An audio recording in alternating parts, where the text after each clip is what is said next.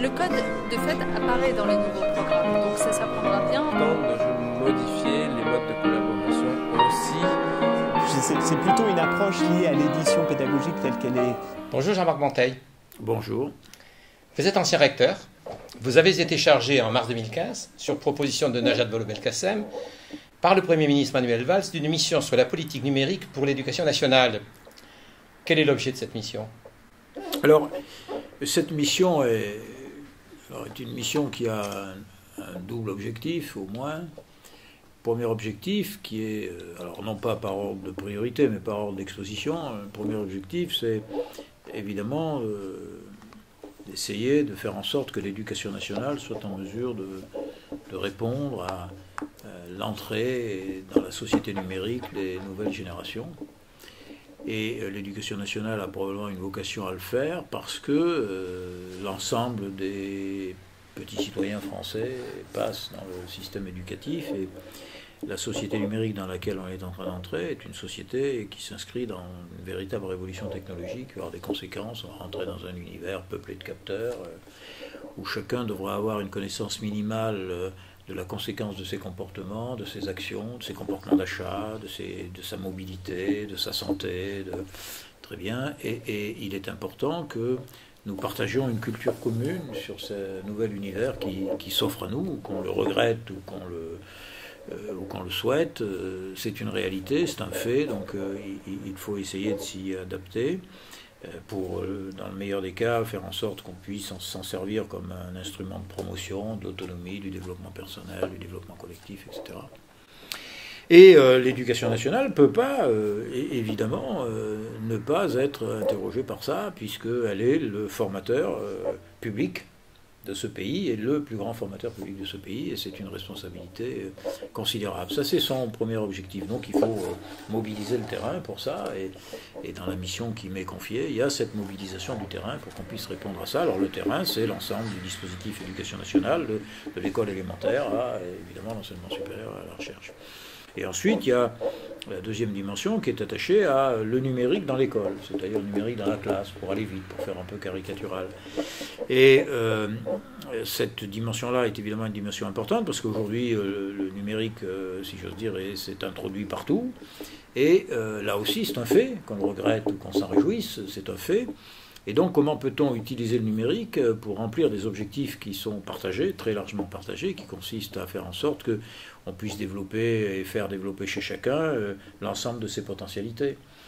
Alors, le numérique peut avoir, évidemment, un certain nombre d'effets positifs, peut aussi avoir un certain nombre d'effets négatifs, et il faut au moins l'arbitrer. Il faut savoir, en effet, quels sont les effets positifs et les conditions de l'efficacité du numérique. Aujourd'hui, on n'est pas en mesure de répondre véritablement pour ça.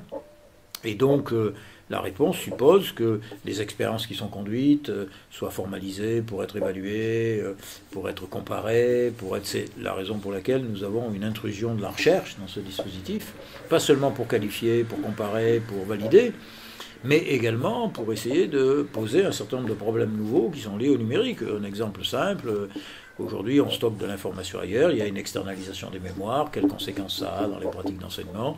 On a la possibilité de rendre les contextes pluriels parce qu'il y a plusieurs supports, auditifs, visuels, etc., dont on sait que cette pluralisation des environnements, des contextes est de nature à favoriser la familiarité d'un certain nombre d'enfants qui ne sont pas familiers avec des présentations un peu unidimensionnelles, un peu classiques de l'école.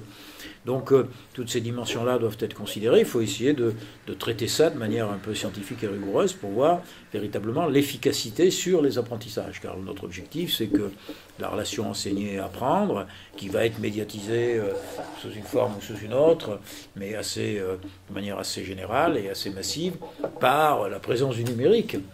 Il faut appréhender ça comme étant un outil à qualifier. Et qualifier cet outil à travers un certain nombre d'expériences qui existent aujourd'hui. Il y a des choses magnifiques faites sur le terrain. Le problème, c'est pas considérer simplement qu'elles sont magnifiques, c'est de regarder si elles sont également efficaces. Alors elles peuvent être magnifiques et efficaces. Elles peuvent être magnifiques parce qu'elles intéressent tout le monde et ça crée un intérêt partagé. Mais est-ce que l'intérêt partagé suffit à dire que sur cette base-là, les apprentissages sont plus efficaces, l'enseignement est plus efficace? C'est tout un ensemble de questions que nous allons traiter avec une hypothèse de départ qui est évidemment que Il faut approprier, apprivoiser, utiliser, instrumentaliser cet outil aux fins d'amélioration de nos objectifs, qui sont nos objectifs d'enseignement et de formation. Alors Emmanuel Davidenkoff lui parle de tsunami numérique qui impacte violemment nos sociétés. L'économiste Daniel Cohen, lui, dit que tous les emplois qui sont construits sur des activités répétitives sont menacés et que les nouvelles générations devront inventer des emplois créatifs. Quel est votre regard, vous, sur cette révolution ? Mais ce qui est dit là, alors pardon, c'est une banalité liée aux faits, c'est une réalité. On est dans une révolution numérique, et on est dans une révolution de société, on est en train de changer de paradigme, c'est une réalité. Il faut réagir de façon urgente ? Il faut réagir de façon urgente, oui. Il faut réagir de façon urgente pour une chose simple. D'abord, dans un premier temps, ce que je disais tout à l'heure, il faut qu'il y ait une culture étendue et partagée autour des enjeux du numérique. Il faut que les gens sachent ce qu'ils font quand ils acceptent un certain nombre de choses, quand ils rentrent dans des univers de capteurs, etc. Bon, on a la nécessité d'avoir une lucidité de nos comportements. Bon, ça, c'est et aujourd'hui, ils ne le savent peut-être pas tous. Oui, mais non, mais bien sûr que non. C'est pour ça que l'école a une vraie responsabilité. Par ailleurs, il est évident que l'organisation du travail est modifiée. Les usines digitales 4.0, on y est. Je veux dire, donc on n'aura plus de hiérarchie verticale, mais des hiérarchies plates.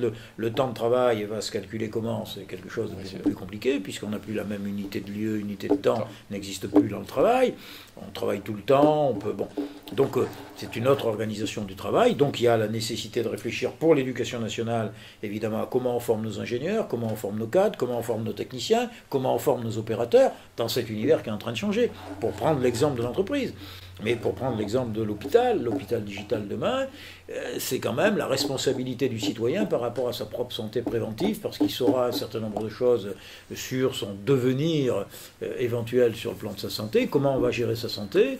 On aura un certain nombre de capteurs, aujourd'hui on les a, dans votre montre, vous pourrez avoir demain votre taux de glycémie, votre décharge d'insuline par transfert de votre iPhone, enfin bref.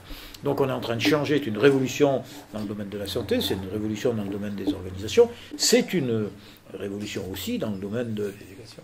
Oui, mais de l'éducation, mais aussi dans le domaine du secteur tertiaire. Quand Daniel Cohen parle de la destruction d'emplois, c'est une vraie réalité. C'est-à-dire qu'avec le big data, c'est-à-dire la capacité de réunir des données de provenance plurielle et de pouvoir les traiter massivement, demain, les conseillers juridiques, les problèmes des assurances, des banques, il va y avoir un certain nombre de secteurs tertiaires.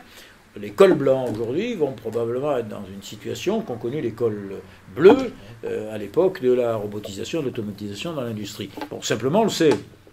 Et il y a la nécessité de mettre en place les dispositifs qui vont permettre non seulement de gérer la phase de transition, et puis évidemment l'émergence de nouveaux emplois, et dont une réflexion nécessaire sur la formation de base à faire partager par tout le monde, pour qu'en effet on puisse, sur ces nouvelles bases de connaissances, être capable d'équiper demain des métiers nouveaux, et il y aura des métiers nouveaux ouverts, ou qui sont aujourd'hui ouverts par le numérique, donc on est dans un moment de transformation, et donc il faut être extrêmement attentif. C'est la raison pour laquelle moi je me suis engagé dans cette démarche, parce qu'il faut faire une prise de conscience que notre appareil de formation doit évidemment anticiper tout ça. Et pour pouvoir l'anticiper, il faut le connaître.